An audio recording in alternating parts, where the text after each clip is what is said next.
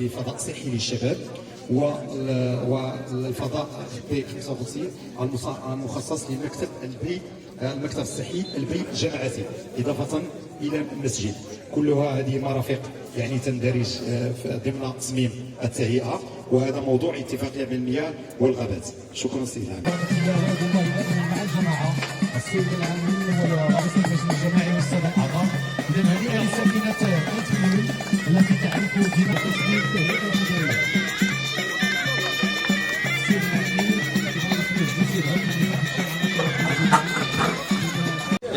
في اطار الاحتفال بعيد المسيره الخضراء، اليوم في مدينه ايت ملول تم تدشين العديد من المشاريع. الاول الذي يهم الطريق الرابطه بين ملعب قصبه سطاح والطريق المداري.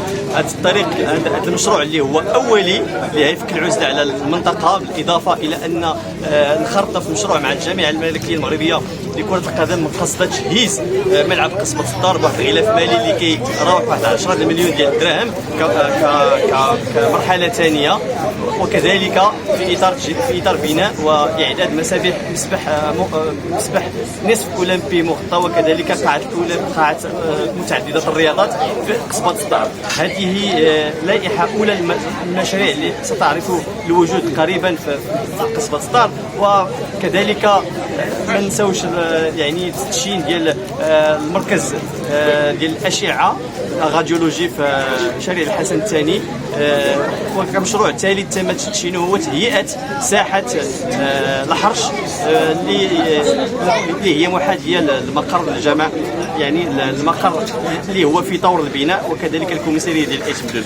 هذه هي لائحه اوليه للمشاريع اللي عطينا الانطلاقه في عيد المسيره الخضراء، وكذلك مشاريع اخرى ستعرف الوجود عما قريب، الا وهي تجهيزات الشوارع الرئيسيه، مسبح اولمبي في ادميم، وكذلك قاعه متعدده الرياضات، وتجهيزات وكذلك الرونفورسمون ديال الشبكات الطرقيه.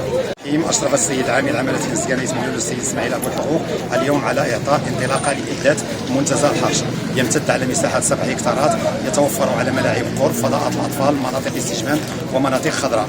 يتواجد منتزه الحرش بمركز المدينة بمقربة من المؤسسات الإدارية والحلقة الإدارية الثانية، مفوضية الشرطة، مركز الاستقبال، مركز مقر الجماعة، مركز مقر المكتب الصحي للشباب، ومركز المكتب الصحي البي الجماعاتي، إضافة إلى مسجد. هذا المشروع يندمج ضمن مشاريع برنامج عمل الجماعة. مجلسنا الموقر عازم على تنزيل جميع المشاريع الكبرى بمختلف أحياء المدينة، فهنيئا لمجلسنا الموقر وهنيئا لساكنة مدينة ايت ملول بهذا المشروع الجد مهم. شكرا. لا تنسوا الاشتراك بالقناة وتفعيل جرس التنبيهات. لايك للفيديو ليصلكم جديد قناة 13 بالعربية.